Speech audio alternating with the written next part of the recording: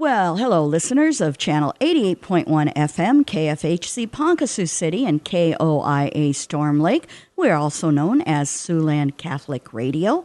And maybe it's 9 a.m. on a Monday, or maybe it's 7 p.m. on a Saturday evening, and you're listening at that time. Or maybe you went right to our website, SiouxlandCatholicRadio.com, and clicked on this show, Faith in Action, and are listening that way. However you listen, we are so grateful that you are part of the Siouxland Catholic Radio family as a supporter, as a listener, and probably, hopefully, you keep us in your prayers. So I'm your host, Joanne Fox, and as you know, if you've listened to this with any kind of regularity, as I love to bring on people who I have known for a while or my new best friends. And I have a really interesting individual in the studio today. And he was introduced via another good friend of mine, Don Stevens, who is a board member of Siouxland Catholic Radio. And I've mentioned Don. His mother went to school with my mother. And then he, has always been in my life. And just through our Polish heritage, we've just always known each other. And now we both are board members of Siouxland Catholic Radio. And so it's great that, I have these connections. And Don was the one who said, I've got this friend, and I think he would be a great interview on your show. So I'm very grateful that Don is looking out for me and finding guests for me for my show. So in the studio with me, I have Dr. Dale Klein, and Dr. Klein has some reason as to why he's here. And unless you've been under a rock for the past decades, you are familiar with the Supreme Court decision that was overturned on abortion. And of course, they refer to it as the Dobbs decision. Well, Dr. Klein knows Dr. Thomas Dobbs, and I don't know anybody else that knows Dr. Thomas Dobbs. And so I was so thrilled when I reached out to him and I said, I would love for you to come on my show and talk to the listeners about this guy that we don't really know much about other than the last name. It's kind of like if I were to say Brown versus the Board of Education, and I had a guest in here that knew Brown. It's like, wow, tell us about it. So thank you so much for taking time out of your busy schedule, Dr. Klein, and coming in here to share with our listeners your experience with Dr. Thomas Dobbs. Oh, I'm happy to be here, Joanne. Thanks for inviting me. You bet. Well, I think the listeners might be interested in knowing a bit about you, where you grew up and other pertinent information, where you went to school and how it is that you have a doctor in front of your name, a DR. Thank you. I'm originally from Iowa. I grew up on a farm outside the small town of Granville in northwest Iowa. And isn't that the home of the black dirt? Home of the black soil. Black soil, yes. Yeah, that very is good. Yes, thank you. Which, if I can brag for a moment, that has the finest farm ground in all of Iowa. Absolutely. And, of course, listeners would know that for a long time we had a high school and a grade school there. That's correct. A Catholic grade school, St. Joseph's, and a Catholic high school, Spalding, and as you probably know, they merged with Galen quite a number of years ago in Lamar's. They did. So again, a small world stories. We love our Northwest Iowa roots. Yes, we do. And after I graduated from high school, then I moved on and did my undergrad at the University of Iowa, went to medical school at Ross University, decided I wanted to be a specialist, so I did my anesthesiology training at the University of Missouri in Columbia. And I tell people that the first half of my career, I did anesthesia with a little bit of pain management, and then halfway through my career, I went ahead and did a fellowship in interventional pain management at Yale University. So the second half of my career, I've done a lot of pain management and a little bit of anesthesia.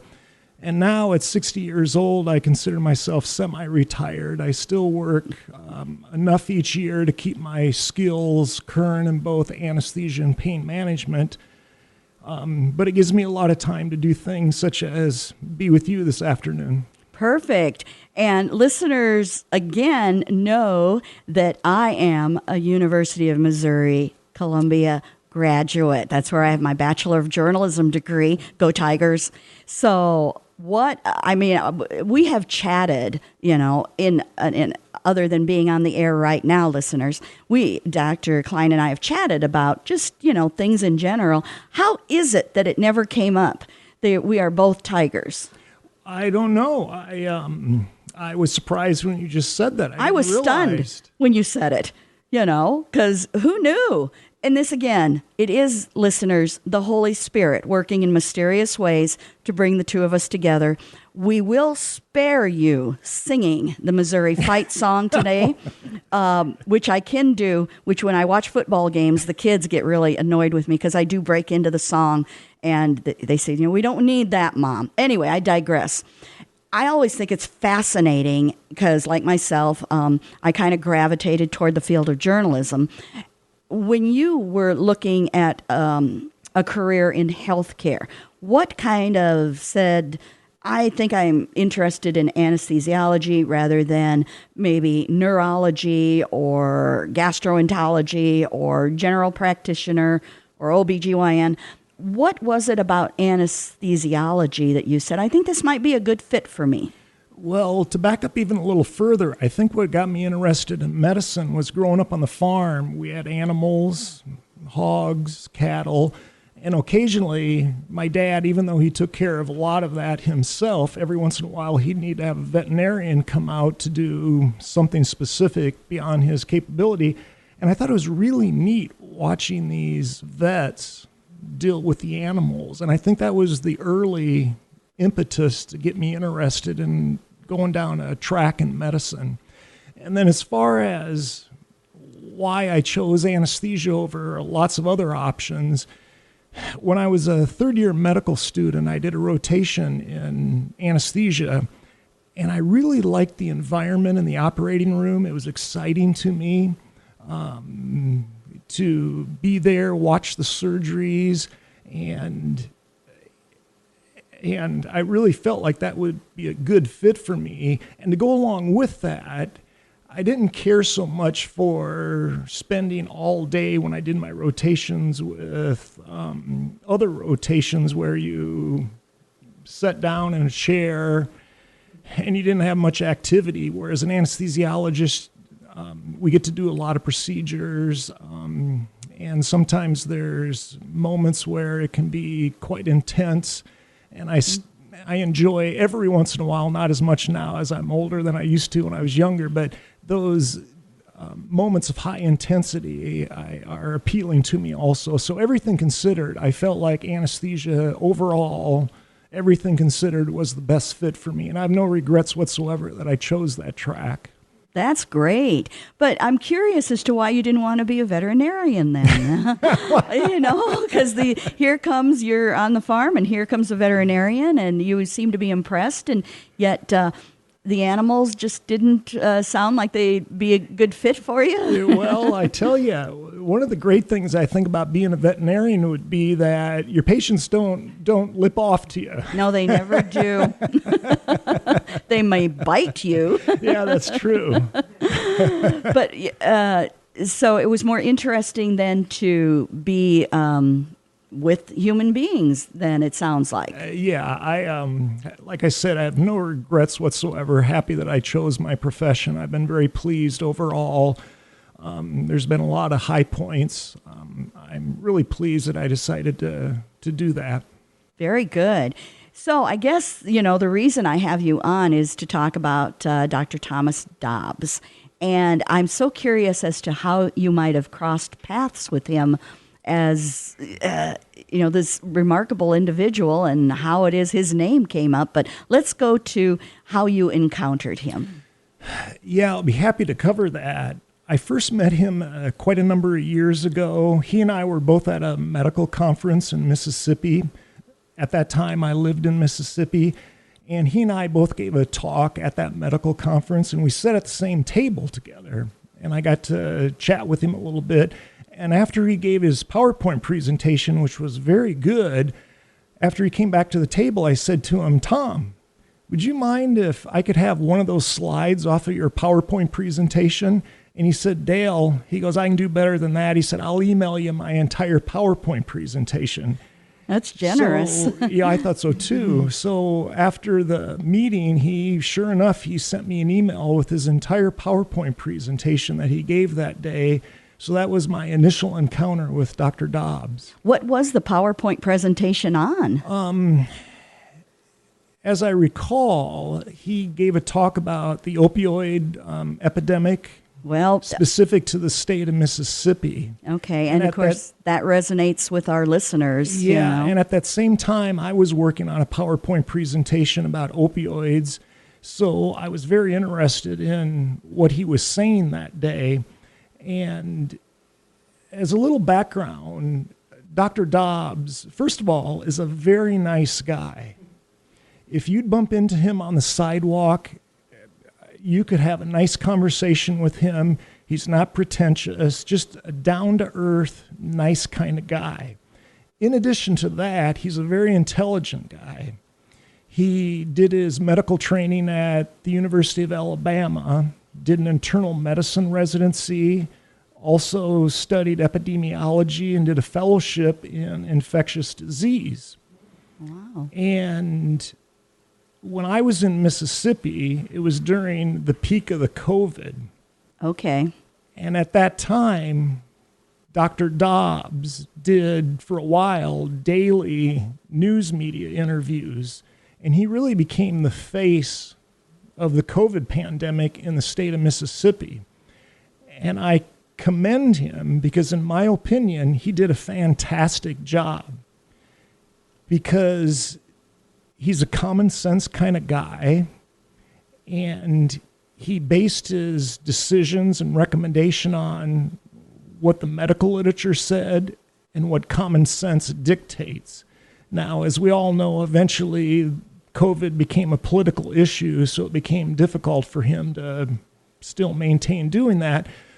But I do think overall Dr. Dobbs did a very fine job in his capacity as a state health officer during the COVID pandemic. And on a side note, Dr. Dobbs' wife is also a physician. Oh, okay. Is she like a general practitioner? I think she works in the intensive care unit, critical care physician. Okay. You know, it's almost like serendipity. You're at this conference, he's at the conference. You get to talking to each other. You find out what a gracious guy he is by letting you have the PowerPoint presentation, which, listeners, I've done PowerPoint presentations, and they take a little while to create. They do. And especially if you want them done well, there's a lot that goes into it. And for him to say, yeah, I'll just email you the whole thing. Dale, I'll just email it to you and enjoy, go forth.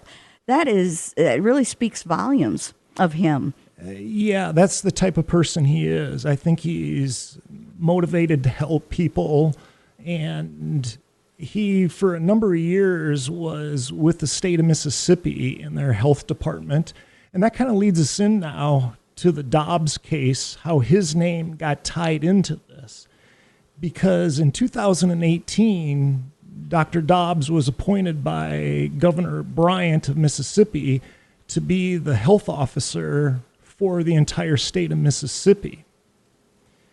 And in 2018 is when he became that, got that position. Also in 2018, the state of Mississippi enacted a law that all abortions over 15 weeks, with some minor exceptions, were illegal. And at that time, the one and only abortion clinic in the entire state of Mississippi was in Jackson. The Jackson's Women Health Organization went ahead and sued because of that, because they were doing abortions on women who were more than 15 weeks pregnant. The way the law is in Mississippi and probably some other states, it's referred to as sovereign immunity, that someone cannot sue specifically the state, if you will. They have to be more precise with who they're suing. So they actually sued the health department. And since at that time, in 2018, Dr. Dobbs was the head of the health department, that's why Dr. Dobbs' name got put on the lawsuit that eventually made its way to the Supreme Court. Before the Dobbs case made it to the Supreme Court, it was actually litigated in federal court, and the federal court sided on the side of the Jackson Women's Health Organization, and the state of Mississippi appealed that, and they lost their appeal. So then they went ahead and presented it to the Supreme Court, which put it on their docket. And I think we all know the results of that the Supreme Court, the majority ruled in favor of Dobbs, and which led to the overturn of Roe v. Wade. In fact, the Dobbs case overturned two cases, Roe v. Wade and then also Planned Parenthood of Pennsylvania v. Casey, two very important cases in the abortion litigation. So Dr. Dobbs unwittingly got his name on this infamous Supreme Court case, which overturned, one could argue, the most famous case in the Supreme Court history. Yes. Roe v. Wade. 1972, I think that was Roe v. Wade was, that's, if I recall correctly, and I'm sure once this airs, a listener will call in and say, double check that fact. It's astonishing. I guess I'd be curious to know, while all this is going on, once you got the PowerPoint presentation, how much you stayed in contact with Dr. Dobbs. Well, let me say this, that Dr. Dobbs became a very busy person. That, matter of fact, I heard that during the pandemic, which was also basically the time this court case was going on, that he purposely got a second cell phone because he was getting inundated with phone calls, and he had one of his staff man that second cell phone because he said otherwise he would not have been able to get any work done because there were so many people calling him about the COVID pandemic, and then also in regards to this court case going on. And let me say this also about Dr. Dobbs. He is not the type who's looking for publicity, because once again, his name got attached to this, what is a landmark case for the Supreme Court. I would imagine if he wanted to, he could have been on the national news every night for a while.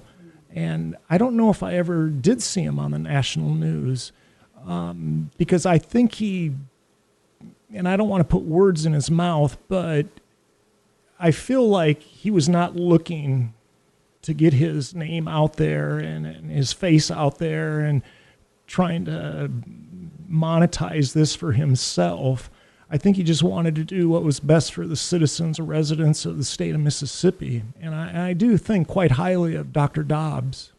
So after this kind of all came down and the ruling is taken care of by the Supreme Court, then in recent time, have you had any conversations with them or? No, I haven't. I probably should have reached out to him before I had this interview with you today. I would have liked to have chatted with him. Perhaps after this interview, I might reach out to him and let him know that we chatted about him today. But he stepped down as the Mississippi State Health Officer in 2022. And now he's dean at the University of Mississippi Medical Center in Jackson. So he no longer is the face of the health department in Mississippi, but certainly he probably was the most famous health officer that the state of Mississippi's ever had. Does he sound, when you speak with him, like he is from Mississippi? Does he have that particular Southern accent? Oh, maybe a little bit. but nothing heavy. He's just, like I said, a really nice guy, cordial guy, and perhaps sometime in the future you could have him on your show. Oh, that would be great. Yeah, I would love to have him on the show. Great suggestion. So I guess, as you kind of look at the enormity of this decision and how it changed everything, I would be sitting around going, oh my gosh, I know this guy. And look at the consequences that have happened. I mean, it's really, truly been a total upheaval in this country following that Supreme Court decision. And maybe you could share with the listeners your thoughts as to when all of this was released and you knew the guy associated with this case, what that kind of meant to you. Once again, Dr. Dobbs' name appears on this landmark Supreme Court case. Having said that, though, he himself has said multiple times that I basically had nothing to do with it because he's not the one who filed the lawsuit. He, to my knowledge, has not ever publicly said he is for or against abortion. It's just by the quirk of he was in that position at that time and his name got attached to it and forever will go down in history as the Dobbs decision that overturned Roe v. Wade. So I think my perception is that he's tried to downplay his position, his involvement in this, because once again, I don't think he wants the publicity in it. Because if he did, certainly he could have been on TV quite a bit and he could have gotten his face out there. But I think he chose not to, which I admire that he did that. And I just think, once again, he's a real nice guy.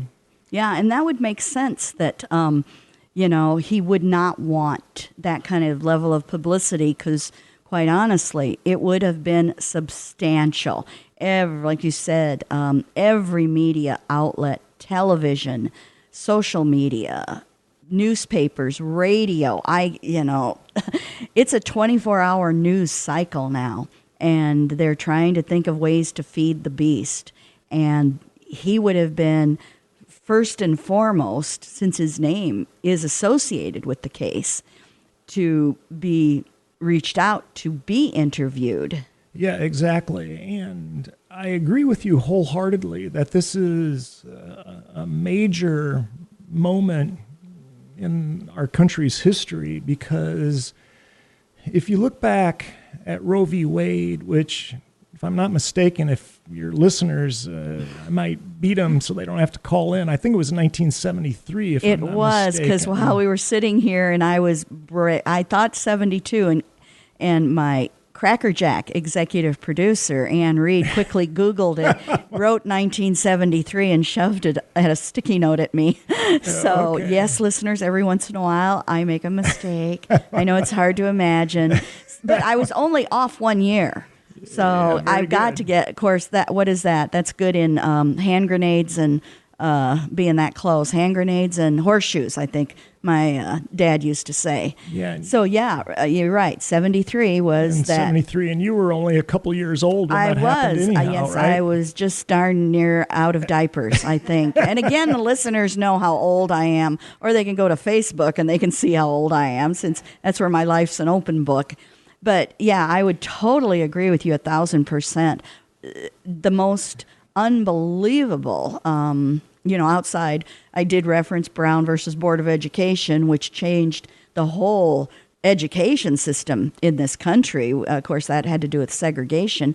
This changed the whole approach. And we could do a whole show on Roe v. Wade and its implications and how it was argued and all of that good stuff. It is an astonishing Supreme Court decision, how it changed. And I will even take it one step further, began the polarization process in this country of all of a sudden now, you're pro-choice or you're anti-life or you're pro-life and anti-abortion.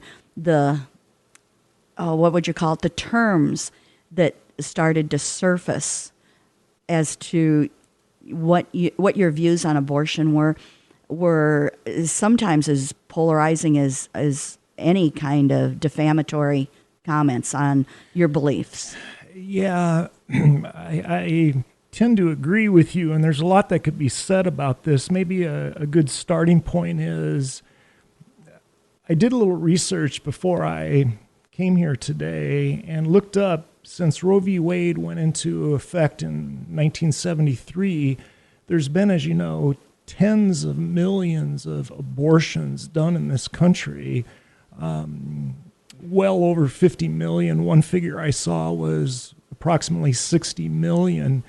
So this is a huge issue in the United States. And you're correct, it's been very polarizing. I read an article the other day that one of our Supreme Court justices, Amy Coney Barrett, who was appointed by President Trump, that in 1998 she wrote a law journal article and she stated that abortion is, quote, always immoral, unquote. And Supreme Court Justice Barrett is one of the people who went along with the Dobbs decision in the majority. And I think that it was a very, as you've already said, an incredibly important decision by our Supreme Court, which certainly has been very polarizing for multiple reasons. I agree. Yeah, absolutely. And that's kind of what makes the Dobbs decision, which reversed Roe v. Wade, also polarizing. And again, listeners, I'm so glad, you're listening and supporting us, because you're not going to have this conversation anywhere else in any of the media. And so in the studio with me is Dr. Dale Klein, and he's talking about how he knew of Dr. Thomas Dobbs, and who is attached to the Supreme Court decision that overturned Roe v. Wade. And so it's so fascinating, because that decision has also polarized things in this country, where, again, a lot of sometimes defamatory language, incendiary language comes out, because people are very passionate about this. And all you have to do is look on social media, sometimes on the national news, be it television or radio, where you can see a definite agenda in the news that talks about, pro-life, pro-choice, anti-abortion, pro-abortion, and people have very strong opinions on it. Yeah, they do. And one of the things I've noticed is how people phrase the wordage. For example, you and I have multiple times now used the word abortion, but a lot of people on the other side, they'll refer to it as reproductive health care, because abortion has such a negative connotation to it. So if you say reproductive health care, that sounds a whole bunch nicer. But nonetheless, the result is the same, no matter how you articulate it. And from a medical point of view, I'd like to bring this up, that back in 1973, when Roe v. Wade was enacted, at that time, a term pregnancy, of course, is 40 weeks. But at that time in 73, if a fetus was 28 weeks or older, that was considered to be a viable fetus. However, in the United States, which I'd like to think we have the most sophisticated healthcare system in the world, as our knowledge becomes better, our sophistication becomes better, we're able to keep fetuses alive at a younger age. And just this week, I was speaking with an obstetrician about this very topic, and she said to me that there's really no mandate of any obstetrical medical organization that says what's the minimum age that a fetus is viable. But she said kind of the unwritten rule now is 24 weeks. So once again, when Roe v. Wade was enacted, it was 28 weeks and above for a viable fetus. But now it's considered 24 weeks or so, although she did say to me there's talk in the obstetric world about lowering that to possibly 23 and maybe even 22 weeks. And from some research I did, I came across some news articles that there's actually been in the world a few reported cases of fetuses that were delivered at 20 weeks. Oh, my. And even though they spent a very long time in the neonatal intensive care unit, they did survive.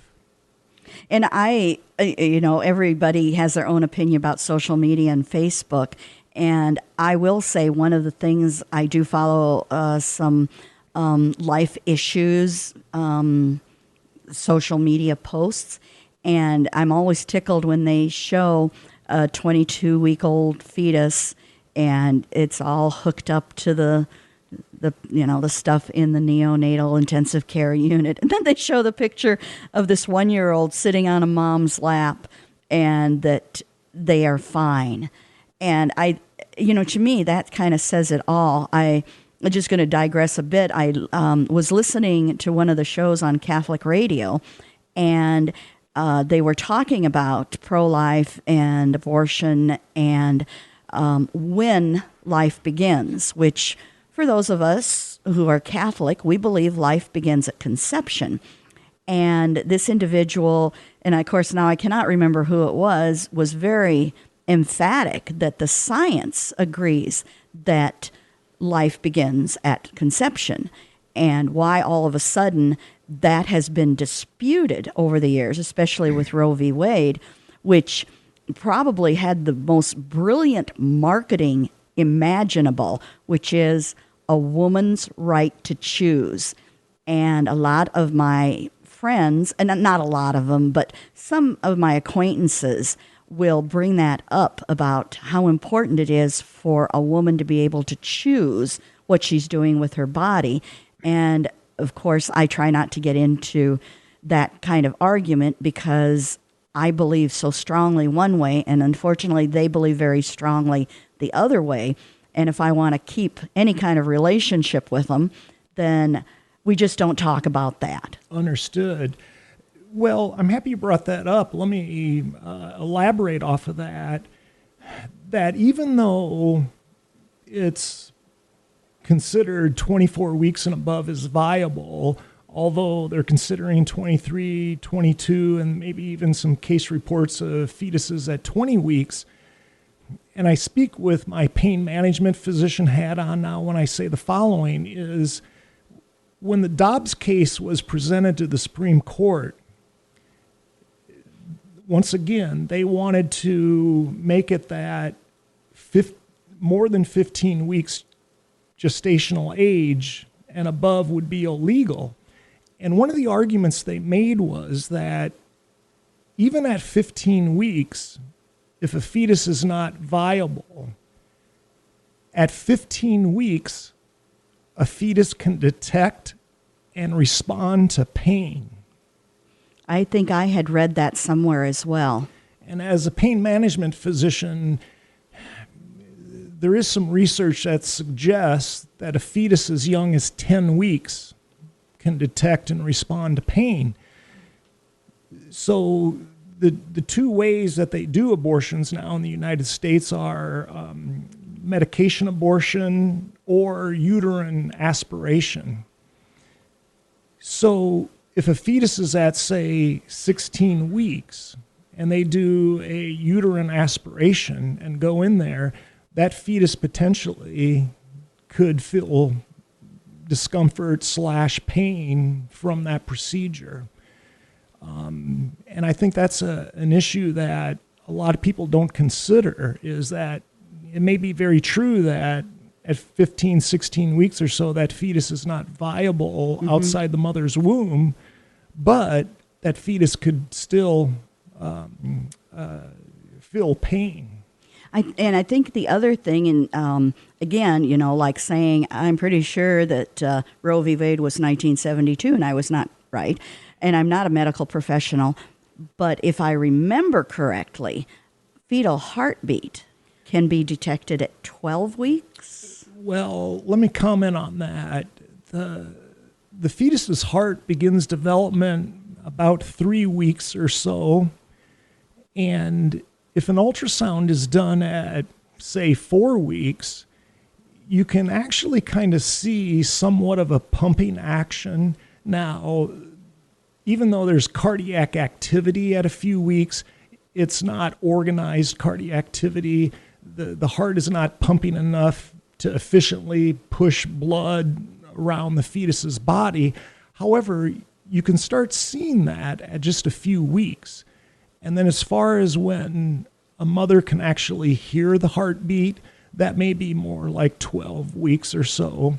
But the heart is one of the first organs to develop because by evolution, it needs to be pumping blood around the body to give oxygen and nutrients to the fetus. So, in my opinion, if women who are considering getting an abortion, if they would have an ultrasound done and they would actually, with their own eyes, see the heart beating, that I think that certainly could influence their decision if they're going to go forward with it. And we've heard this a number of times, and I've mentioned it. Of course, the exclusive underwriter for my show is Mary's Choice, which is a pregnancy resource center here in Sioux City.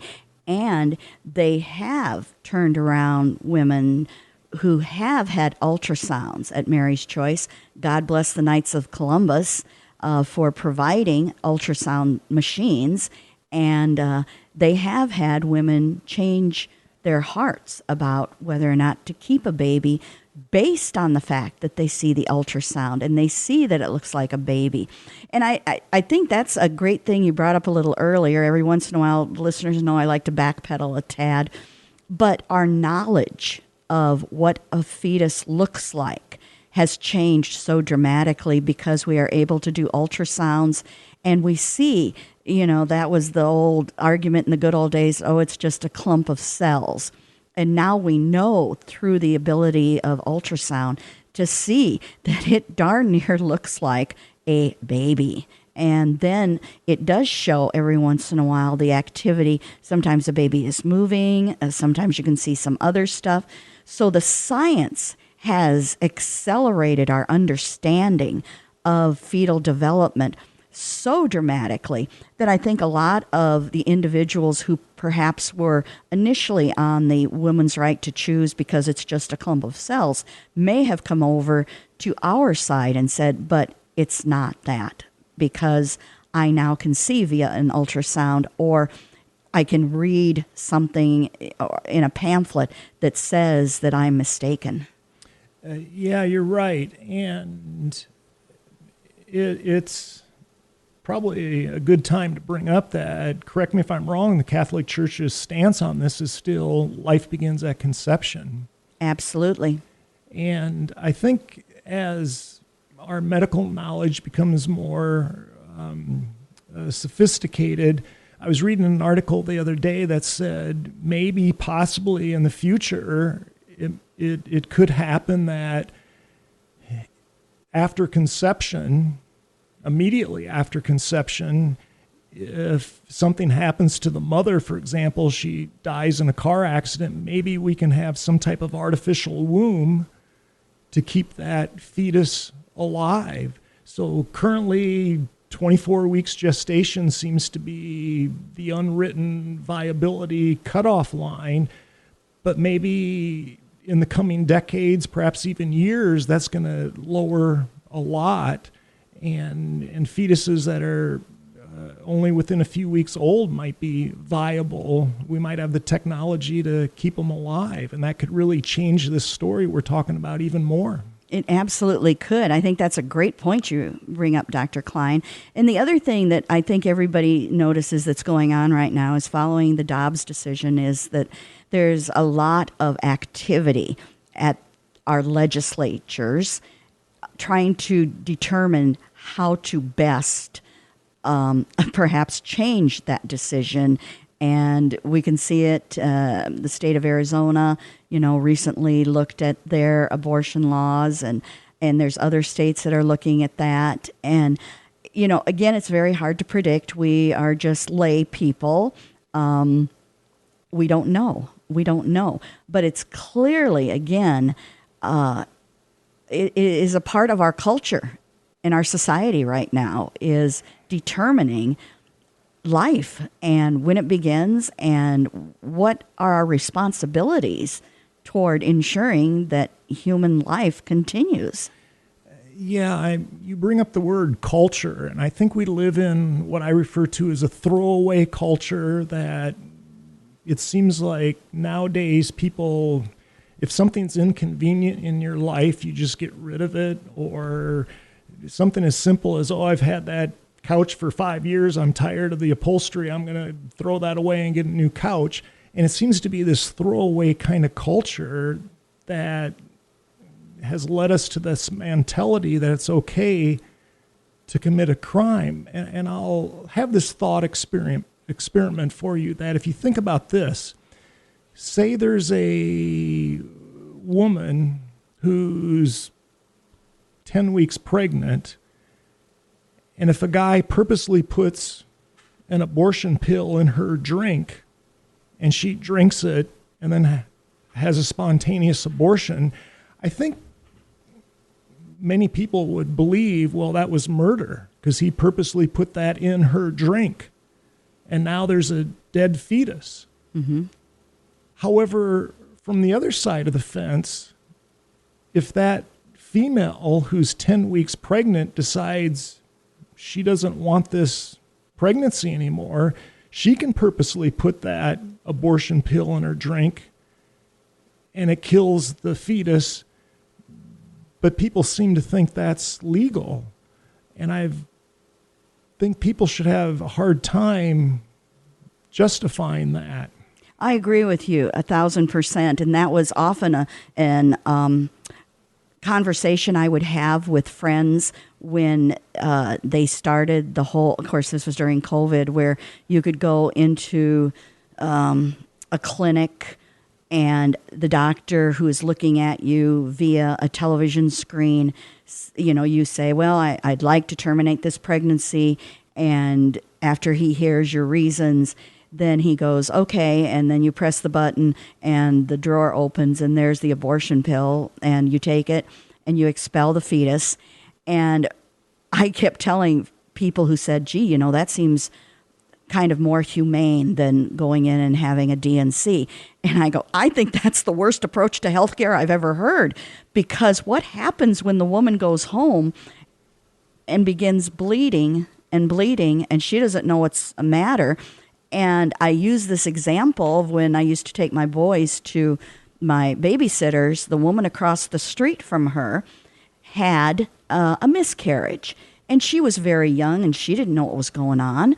And she didn't take care of herself and literally bled to death. She hemorrhaged to death because I saw the obituary in the paper. So I'm asking my babysitter, I said, what happened here? And that's all I could think of when this whole telehealth care was coming out. And I thought, this is horrific. And nobody ever thinks about that. They just think, you expel the fetus and then you go have a cup of tea and you're good. Unbelievable approach to healthcare. Yeah, that reminds me. Once again, my specialty is anesthesiology, and over the course of decades, I've done thousands of anesthetics. I have never been involved with an abortion. What I have been involved with, though, are females who've had miscarriages, and I'd like to talk about that just for a moment. That the scenario is that it's a mother who was pregnant, wanted to be pregnant, wanted to keep the pregnancy, wanted to have a child, and then for whatever reason, there was a miscarriage and the fetus died. And if the female is unable to expel that dead fetus, then they have to go to the hospital and have a surgical procedure to remove what's referred to as the products of conception. And I've been involved in a number of those surgical procedures as an anesthesiologist to provide the anesthesia for the woman as she goes through that procedure. And out of the many thousands of anesthetics I've done in my career, those are probably right up there with the most somber. And that's the word that comes to my mind, is somber. That not only is the patient emotional, because essentially this was a live human being in her, which for whatever reason died, and now it needs to be extracted from her body. And the entire operating room staff is just a really somber environment. And those cases have really stuck out to me out of the thousands of cases I've done in my career.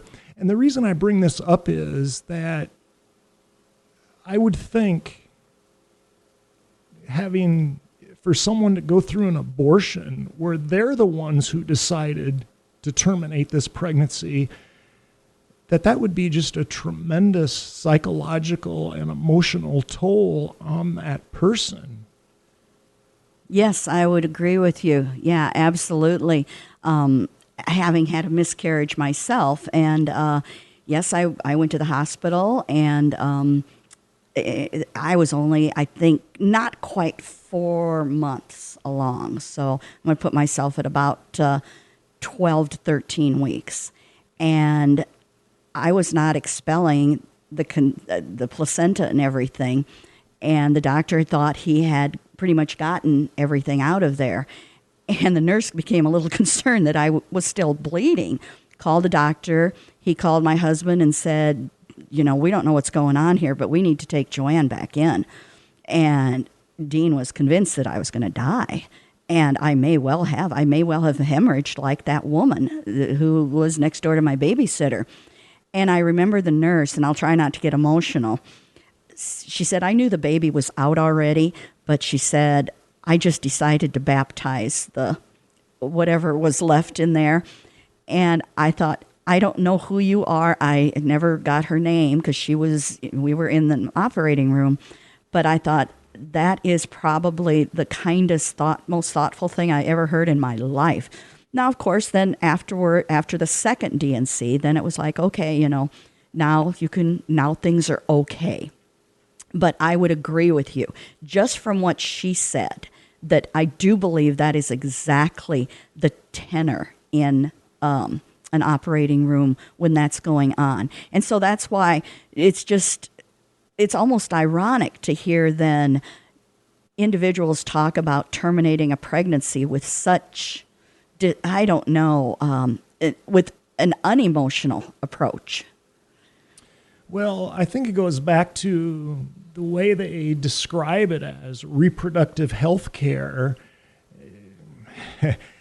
And people don't think about what's really happening. And that's why just this week I was speaking with someone who had shoulder surgery recently, and he said, to his surprise, all of a sudden the hospital sent him in the mail a thumb drive with a video of his shoulder surgery.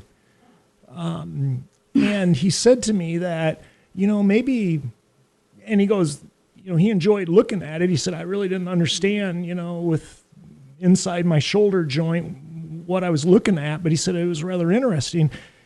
But, I think if they would do that in video an abortion so people could actually see what that's like and the blood and what's happening as that trocar goes in to aspirate and the fetus is literally moving away from it, that maybe they would have second thoughts about being enthusiastic and endorsing this like many people in the United States are. Absolutely. Well, that kind of wraps up this edition of Faith in Action.